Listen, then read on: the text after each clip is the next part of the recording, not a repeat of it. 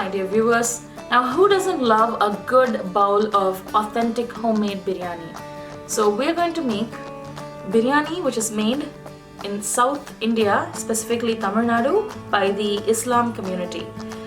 My dear Islam brothers and sisters have been kind enough to share with me their secret recipe. So I'm going to make Bhai kadai chicken dum biryani for you. And while I get started for that, I want to show you what the ingredients are. So I've taken about 2 cups of finely chopped onions which are slit lengthwise. I've taken 1 cup of 2 tomatoes which are finely diced and chopped. I've taken about a bunch of coriander leaves which are finely chopped. And I've also taken fresh mint leaves which are finely chopped. I've taken about 10 green chilies that are slit lengthwise. I've taken about 2 tablespoons of freshly made ginger garlic paste. And I've taken about 3 or 4 small pieces of whole garam masala to my taste. But if you've followed me, you will see that I've shown you the recipe of how to make biryani masala. So there is the biryani masala. I've covered it with the cello wrap because I don't want the aroma to get lost. And finally, I have some whisked homemade thick yogurt. And I've got about 450 grams of chicken, skinless, boneless chicken breast, cold pressed gingerly oil, and I've also got some homemade ghee. This is the cup that I've used for making the measurement for the biryani rice. So here it is. This is called Seeraga Samba, which is aged Seeraga Samba rice. And I've taken about 2 cups of it, washed it about 6 to 7 times in running water, and now it's become clear. So I'm now soaking it for about 30 minutes. So now I'm taking about 3 tablespoons of gingerly oil,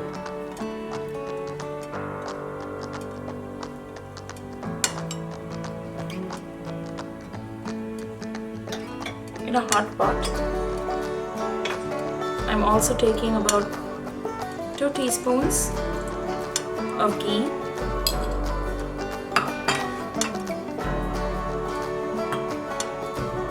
and while that's getting hot, I'm going to drop my whole garam masala. I'm also going to drop my slit green chilies. Give it a good stir. Now you can control how many green chilies you want added, completely up to your spice preference. You can even add green chilies later in the process if you want to add your spice. Just don't add too many at the beginning because it's very hard to control the spice level after the biryani is made.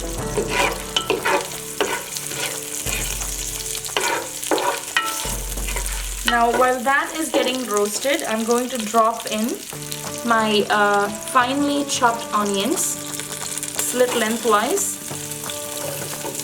It's about 2 onions.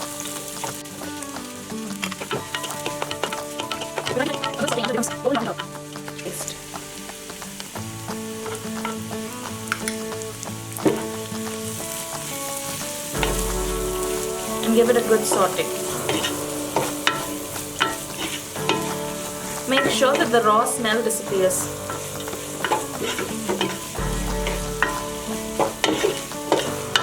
Now at this stage, you can even introduce about 1/4 teaspoon of salt.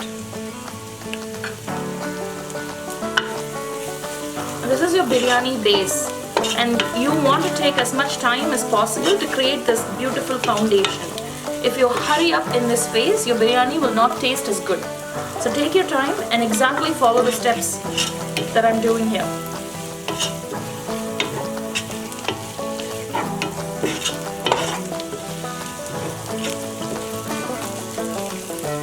Now the raw smell of the ginger garlic paste has completely disappeared, and now what I'm going to do is introduce tomatoes which are finely chopped.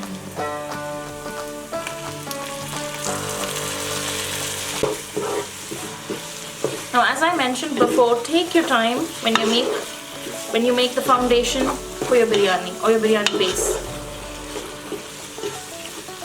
Now at this stage, when my tomatoes are very mushy, I'm going to introduce my biryani masala.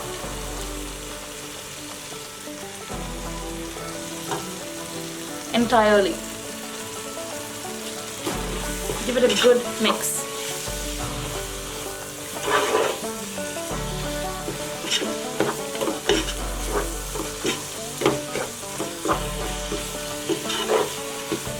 As your biryani masala is getting mixed with the rest of the vegetables inside,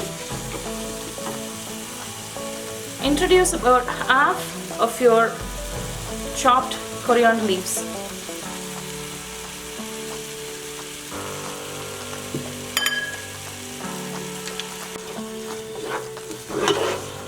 I have now incorporated my coriander leaves into my foundation. I'm also going to introduce half of my mint leaves here. Give it a good mix and let it shrink.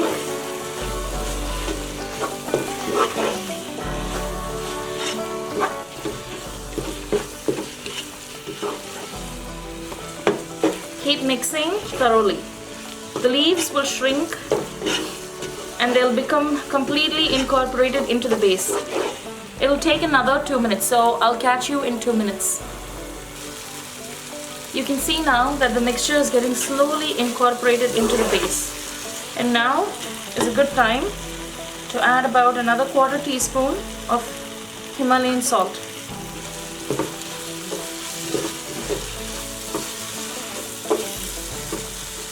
So while the salt is getting completely mixed, introduce about 200 grams of whisked homemade yogurt or full fat yogurt. Make sure you buy a good brand from the store. Make sure it's organic and grass fed.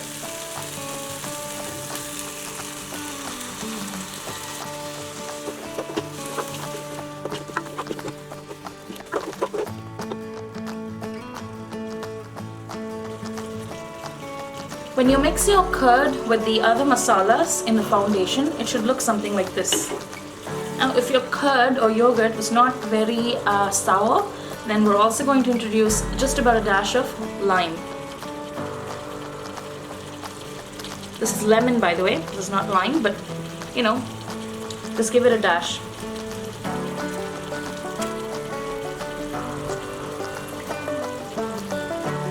A few dashes actually. And gently mix and allow the base to cook for another 5 minutes.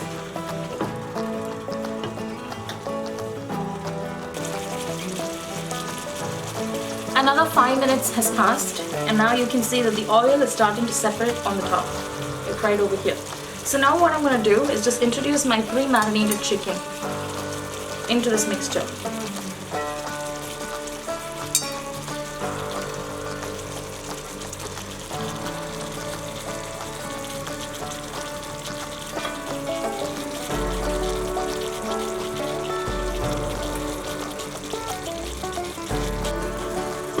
So now gently mix your chicken with the foundation of your biryani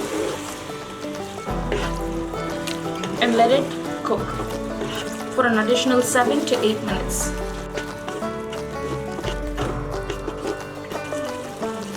About 7 to 8 minutes has passed, and you can see that the foundation gravy for the biryani is slowly boiling and simmering. Now I'm going to add a little more coriander leaves and some more mint leaves, and I'm going to give a gentle stir.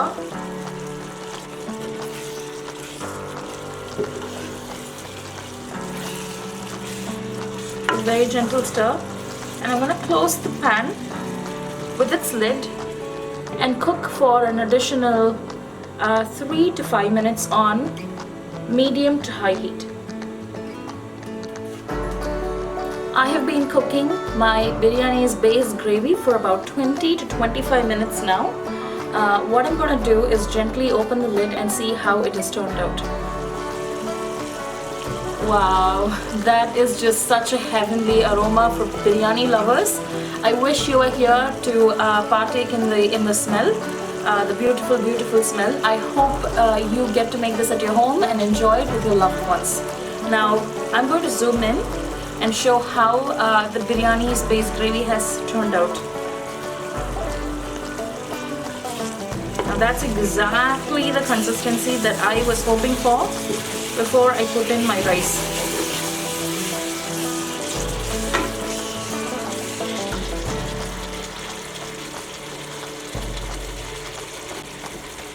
Now I'm going to gently drop my soaking Seeraga Samba rice into the biryani's base gravy.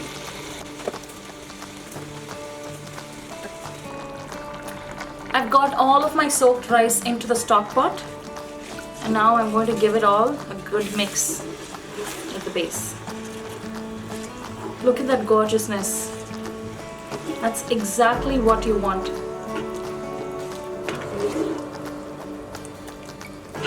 See, you want to make sure that your base gravy is coating all the rice that you've soaked in. It shouldn't be too much or too little. This will serve about 4 to 5 people. Make sure that all the sides of the pan are scraped and all the gravy is in this gorgeous mixture. Now I'm going to drop in some coriander leaves and the remaining mint leaves that I've got. Now check for seasoning and add salt as necessary.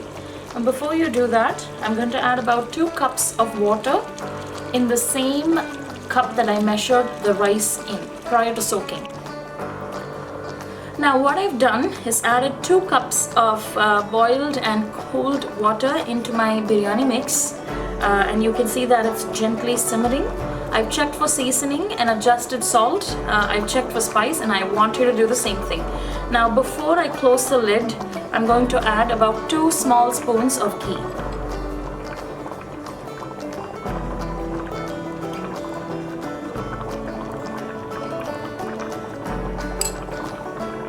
We don't want to put the biryani right away on dum, so what we're going to do is just close the lid and let it cook until it's parboiled for about 5 to 6 to 7 minutes, maybe tops 7 minutes.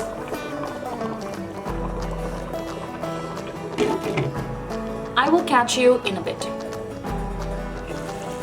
And that's exactly what I want. Let me zoom in and show you. I want the rice to be almost cooked, but not entirely cooked. Okay, something like that. Now before it starts completely sticking, I'm going to take this off, put a pan at the bottom and show you the setup for dum. Now this is my dum biryani setup. What I've just done is made sure that the rice inside is leveled, and I've put a pan, a tawa in between the stove top and the stock pot where my biryani is cooking, because I don't want direct contact between my biryani and the stove top when it's in dum. Now don't ever use cast iron pans or cast iron tawas for your dum biryani, because cast iron tends to conduct heat very fast and your biryani might burn or get smoked very quickly. You don't want rancid tasting biryani in your lunch or dinner plate. Now on top of that, I've just closed the stock pot with its own lid, and it's got a steam vent. I've closed that with yet another stock pot which is slightly smaller than that. The bigger the better, but it's okay, I've got this size. Make sure that you don't have a curved bottom for the topmost weight. I've put water in it, and that's going to evenly distribute the weight on my stock pot's lid. Now I'm going to wait for another 15 to 20 minutes on this setup, and I'll catch you soon. One sure shot way of knowing that your biryani is getting cooked in the dum properly is by touching the water pot that's on top of your stock pot, your biryani stock pot. So if you had put cold water, it would have become warm. If you have put normal or warm water already, it would be hot to the touch. Now I'm gonna touch and test my water. It's warm to the touch. I've put really cold water here, so that's become warm. That actually tells me that the biryani is actually beautifully cooking inside. And also it's been already 20 minutes. I've already put another 5-minute timer to just have it on low flame, low heat for another 5 minutes. Now it's been about 25 minutes and I'm very excited to see how the biryani has turned out. I'm going to take this out. And I'm also going to take the lid out. It's quite hot, so be cautious. Ah, gorgeous. So now I'm going to take a wooden spatula and show you how the biryani has turned out. Excellent.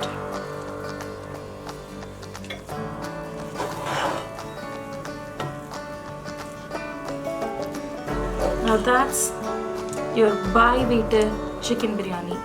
So I'm gonna show you close. Show you up close.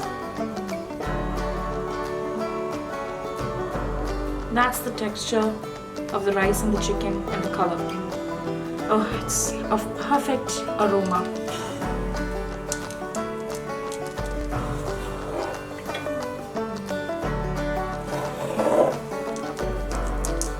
And it's absolutely not burnt at the bottom at all. It is exactly what we need.